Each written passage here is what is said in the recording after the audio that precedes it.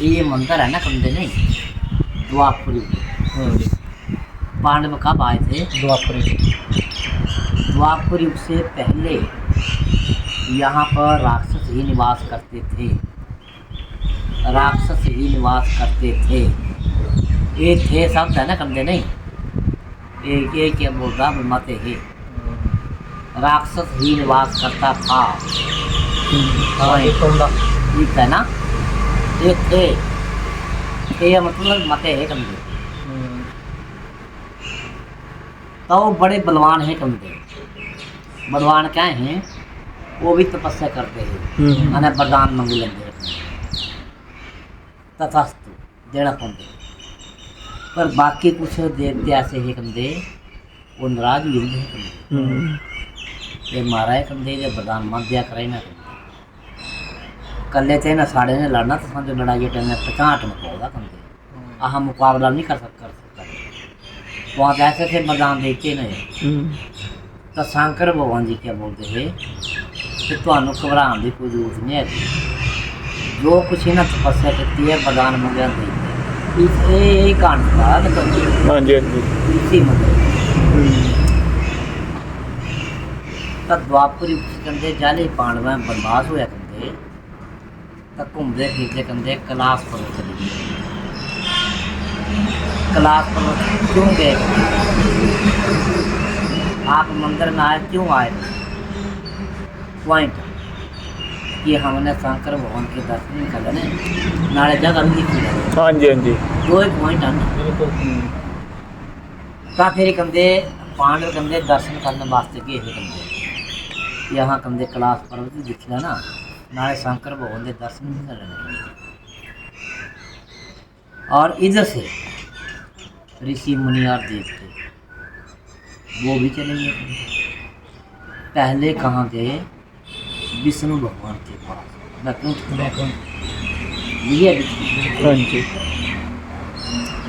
तब विष्णु भगवान आगे प्रार्थना की मारा कुछ करो न चाहे सृष्टि में तो नहीं करता। तब विष्णु भगवान ने प्रार्थना सुन ली थी पर बाद में इनकार करता था। ये उपाय मेरे पास नहीं। विष्णु भगवान ने इनकार क्यों किया करते? वो भी शक्तिशाली था हैं बोलना तो प्रधान नहीं। विष्णु भगवान ने इनकार इसलिए किया करते कि द्वापर युग से पहले यहाँ पर राक्षस ही निवास करते थे। तो पहले भी चुपचाप नहीं बैठे करते। पहले भी कई बार लड़ाई होती करते देवते राक्षस। तब देवते कहते 50 हटना पौधा करते राक्षस कंधे जीती अंधे कंधे। ता विष्णु भगवान ने इनकार किया कंधे ये उपाय मेरे पास नहीं है। तो पहले भी कई बार लड़ाई की देवते ने राक्षस तो देवते ने पहला 50 हटना पौधा। चलो चलिए शंकर भगवान के पास अंत में कहाँ गए? शंकर भगवान के पास बोले ना मारा है कुछ करो मैं क्या सृष्टि खत्म नहीं करते। तो शंकर भगवान ने सोचे बेचारे करते हैं पांडव मेरे हलाए हो ना नए नई परीक्षा भी ले लेता करते फिर लड़ाई टाइम में कुछ कर गए कि नहीं कर गए करते वरदान था ना विजय करते। परंतु जाली जे कंधे देवते कंधे तपस्या करते हैं वरदान मांगते चाहे भी खातर मांगते भलाई खातर पारा करना ना पारा। जाले कंधे राक्षस कंधे तपस्या करते हैं वरदान मांगते चाहे भी खातर मांगते बुरा करना बुराई अच्छाई और बुराई जोड़ा बनेगी। अच्छा कर्म भी होगा बुरा कर्म भी होगा। नहीं हो रहा अच्छा कर्म भी हो रहा बुरा कर्म भी हो रहा है नहीं है। हाँ जी सही गल है जोड़ा बन गया। हाँ जी, हाँ जी।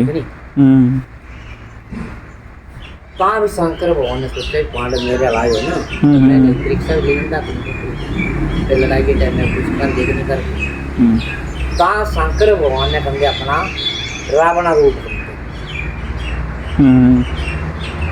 चारों दिशा में चार मुख धारण किए थे। चार मुख धारण क्यों किए थे शंकर भगवान? नजर रखने के लिए बने, चारों तरफ नजर रखने के लिए बने। नजर क्यों रखने के लिए बने चार मुख धारण? क्योंकि अब अंत में भारी लड़ाई लगी कंधे देवते ने राक्षस कंधे, तो लड़ाई के समय पर राक्षस अपना रूप नहीं बदलना, अपनी काया नहीं पाटन करते, छड़ कपट नहीं करने करते, कहाँ चौक नजर रखी करते। फिर ही पांडव हौसला करते, फिर अर्जुन ने बाण मारे ही जगह पर, वह जगह पे पदार्थ जगह पर। अच्छा। 4 तीर मारे कंधे, फिर उन्हें तीर लग चुके कंधे राक्षस कंधे, पर यह जगह मरे नहीं कंधे। अच्छा। मारे कुछ जाएगा खैर न खट के पास दंत बड़ा नाम की भूमि में राक्षसों ने प्राण त्याग दिए। आज ही पार मिलती है। अच्छा। दंत बड़ा बोलते दांतों की जगह राक्षसों की जगह करते दंत बड़ा। आज भी तुहाँ सुनी जाए कि दंत बड़ा है दुकान ना तो दंत बड़ा करते थे। अच्छा। फिर ही पांडव इस जगह पर, फिर पांडव ने मंदिर स्थापना की। तो शंकर भगवान जो खुद विराजमान हुए वो वहाँ दिखा नहीं। द्वापर युग कंदे जाले अर्जुन तीर मारे कंदे हिमालय पर्वत कंदे, पता नहीं किस शक्ल में थे कंदे, किस रूप में थे कंदे, हमारे को पता नहीं कंदे। समझिए पॉइंट वो समझना ही गल है, ठीक है। फिर पता नहीं किस रूप में थे कंदे, किस शक्ल में थे, परंतु वो जिस टाइम में कंदे तीर कंदे उखाड़ना चाह राजे ने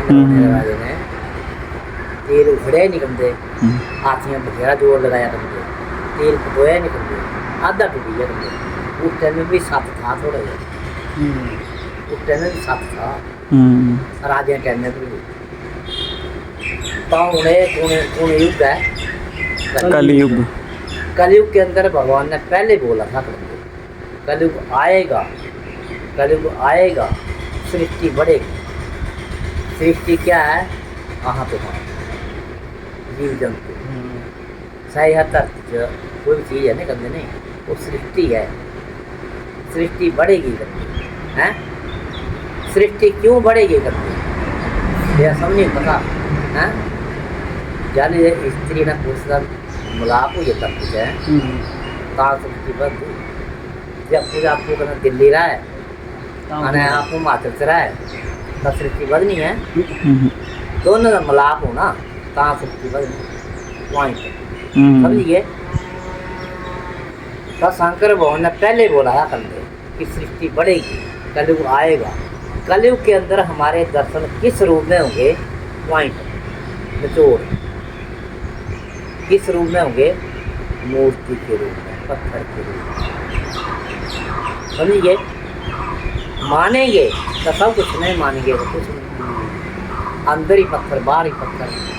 कलयुग खत्म होना कंधे साफ दर्शन होने कंधे देखते नहीं पहला ही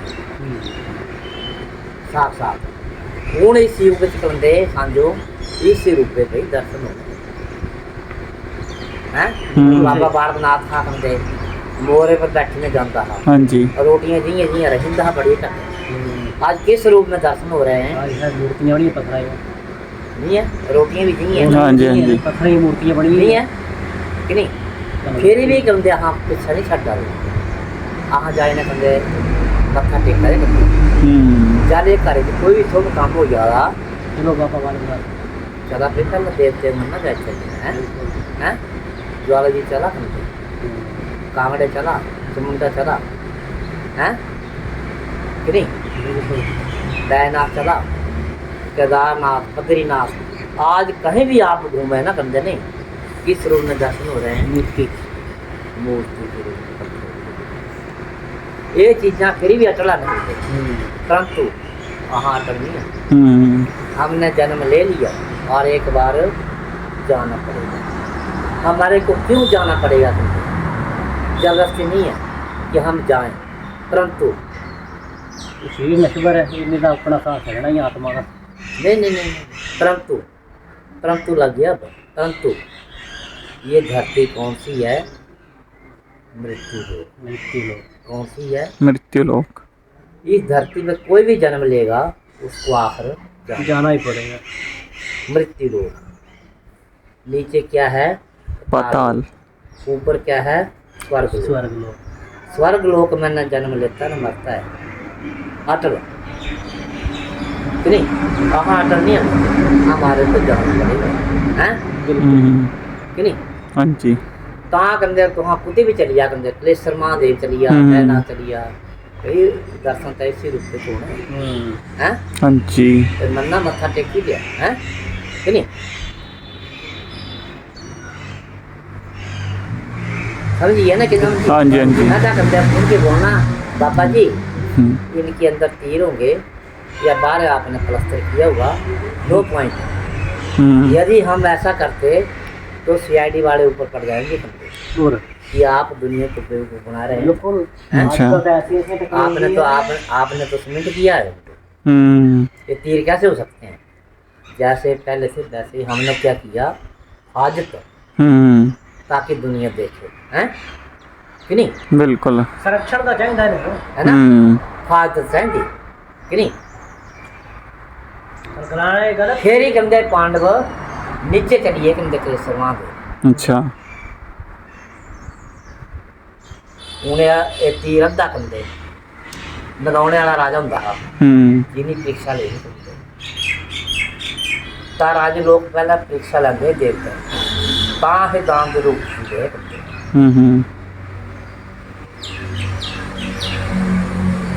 ਰਾਜਿਆਂ ਰਾਜ ਹਾਂ, ਅੰਗਰੇਜ਼ਾਂ ਰਾਜ ਹਾਂ, ਮੁਸਲਮਾਨਾਂ ਰਾਜ ਹਾਂ, ਹੈ ਜੀ ਮੁਸਲਮਾਨਾਂ ਰਾਜ ਹਾਂ, ਬਿਲਕੁਲ मुसलमान है बड़ा कुछ भज कराते जवाला की माता अकबर नहर ले है कटाए जोता बुझाने वास्ते हाँ गाने हैं ना हाँ जी, हाँ जी है। वो सही है निकल दे सोनिया छतर ध्यान दो भगत हाँ जी। आज क्या है? किसी भी चाहे कोई भी धातु नहीं आ जाए आज भी दो ना धातु सोना ना चांदी, हम्म, सोना चांदी क्यों नहीं है कंदे? जिस टाइम में राजे ने कंदे सोने छतर चढ़ाया ਉਹਦਾ ਅਸਲੀ ਹੱਕ ਹੁੰਦੇ ਉਹ ਛਲ ਕਪ ਨਹੀਂ ਕੀਤੇ ਉਹਨੇ। ਪਰੰਤੂ ਜਿਹੀਆਂ ਜਿਹੀਆਂ ਜਨਤਾ ਵੱਧਦੀ ਗਈ ਗੰਦੇ ਆ ਸੋਨੇ ਛਤਰ ਹੁੰਦਾ ਉੱਥੇ ਨਾ ਤਾਂ ਪਹਿਲਾਂ ਪੁਜਾਰੀਆਂ ਨਹੀਂ ਛੱਡਣਾ ਥੋੜਾ ਕਰਨੇ ਲਈ ਹੋਣਾ ਚੋਰਾਂ ਬਾਅਦ ਨਹੀਂ ਨਾ ਪੁਆਇੰਟ ਨਹੀਂ ਹੈ। हाँ जी, हाँ जी। ਪਹਿਲਾਂ ਪੁਜਾਰੀਆਂ ਨਹੀਂ ਛੱਡਣਾ ਚੋਰਾਂ ਦਾ ਬਾਅਦ नहीं ना नहीं है। आज कंदे जिस रूप में है वो छत्र दर्शन करो और जाओ, दर्शन करो और जाओ। लालच नहीं होना कंदे पे सोना चांदी है कंदे दिले लालच नहीं होना, सिर्फ दिखना ही है हाँ जी। किसी भी रूप में मत्था टेको और जाओ, हैं कि नहीं? बिल्कुल। ये कलयुग खत्म होना कंदे हाँ जी। साथ साथ दर्शन होना ना, साथ साथ सोने छत्र होना कंदे। अच्छा। साथ साथ दर्शन ये किस्म का चाहिए लिखिए ये भी उतने साड़ी उम्र नहीं